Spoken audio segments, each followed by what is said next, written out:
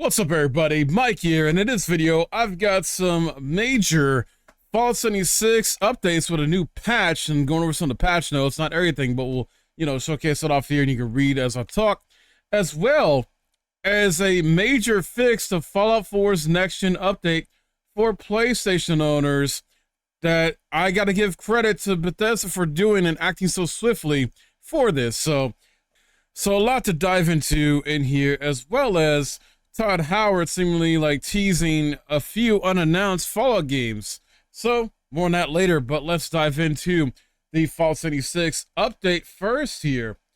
This is a hefty patch. I believe on consoles hits around 20 gigs. Should have already been released, obviously at the time this video has gone out.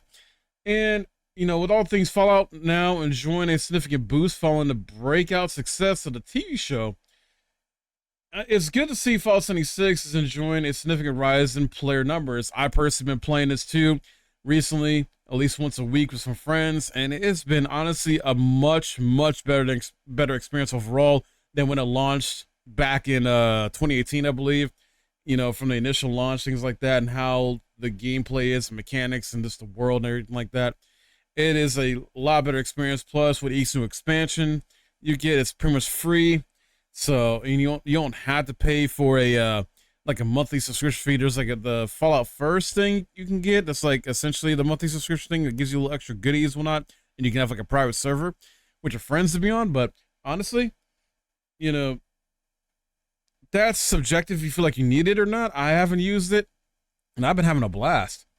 And the cool thing too is, so Bethesda announced that Fallout 76, this most recent mainline Fallout game, saw over 1 million people play in a single day. That is huge numbers, and these companies do pay attention to that, these metrics like that, and value that. So this is really good. And all the work that Bethesda's been doing the past 5 years with this game has really, benefited them, like improving the game, making several improvements to the game, fine-tuning it, make adjustments, adding new content, things like that. And with this new patch, there's a handful of quality of life updates that really intrigue me the most that I'll go over, as well as a ton of bug fixes that you can look at right here. Looks like Bethesda's added a max option when buying from and selling to NPCs, or activity list now sorts alphabetically, which is good. Inventory scroll bar is now improved, and a ammo per shot stat entry has been added to weapons. The cremator weapon and its mods have received several adjustments as it was released with a bug that made it stronger than intended. It's been buffed in other ways to make up for this loss of power, though. However, what Bethesda saying its damage over time is now a force to be reckoned with.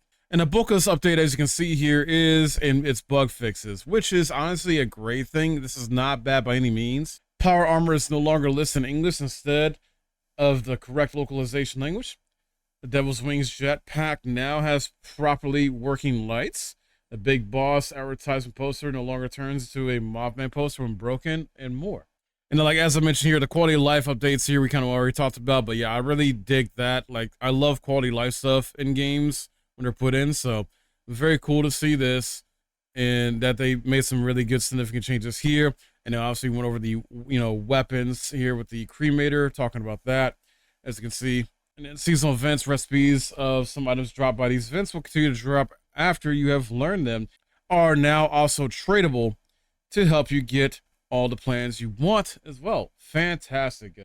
Now, something else that, has been requested by the fans, the community, is crossplay, cross progression. So Bethesda, talks about how they keep looking into this for Fallout 76, but it wasn't designed that way from the beginning. And let's be honest here. I believe crossplay and cross progression didn't really start to sort of become into being a standard, I would say, until maybe 2019 or even 2020, so I get why they had the stop process and why they didn't really develop it for that or have that be an intended thing. Hopefully though, this is something they can add in the future patch or update, is crossplay between all platforms. That'd be great. But a quote from them talks about, and I believe this is Todd Howard saying this, here's what I would say, which is for us, the important thing is cross progression than cross play. And we do separate them. We'd love to have it all, Howard said.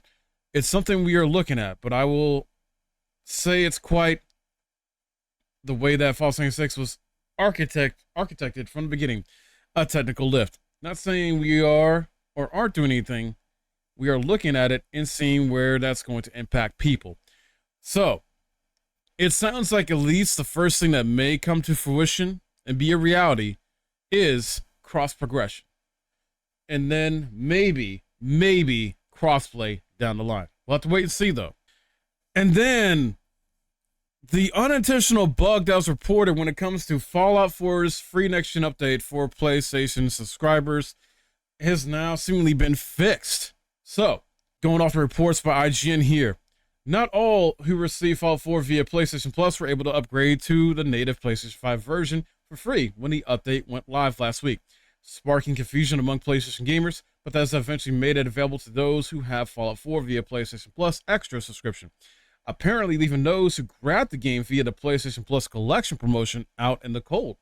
However, Bethesda has now made the next-gen update available to all PS Plus subscribers, including those who received Fallout 4 via PlayStation Plus Collection. And in a statement, Bethesda said this was always intended. And then they have a quote here saying, "Thanks for letting us know that some PlayStation Plus subscribers have been unable to access the free next-gen update for Fallout 4 on PlayStation," Bethesda said. This issue has now been successfully resolved. Subscribers who have previously received Fallout 4 from the PlayStation Plus collection should now be able to access the update as intended. So very, very good news there. And yeah, I know there's a lot of confusion around this because yeah, it was an unintentional bug. They even said it on their part in a report by IGN as well too. And I know some people, even I had a comment about this, about how they thought that essentially that it wasn't supposed to be, like, they thought that Bethesda wasn't supposed to do this originally anyway for the PS Plus collection folks. It's like, no, it's an unintentional bug. So glad it's been cleared up. Glad it fixed it. Got to give them credit where credit's due. Not only did they drop a big major patch for 76 to fix a lot of bugs in that game and improve the quality of that game overall, they also fixed the Fallout 4 free next gen update for PlayStation players as well too. While it's still, hit and miss and whatnot, and it's still not exactly the, big update that a lot of people wanted. I'm still imagining there probably maybe going to be a future patch to maybe resolve some of that stuff though. But gotta give him credit because I initially definitely was, pissed about this for the PlayStation folks out there and thought this is a big, drop the ball type situation thing, especially when, you're trying to ride the wave of the success of the TV show. But I'm glad they were quick to act upon this and resolve this issue. Maybe there is hope for the next Elder Scrolls game and Fallout 5. I don't know. I'm still very, hesitant, I guess, and just worrisome and concerned about those games, man, because I expect, the Bethesda jank, obviously, in both of those games, but hopefully, the launch versions will not be too terrible of those games respectively.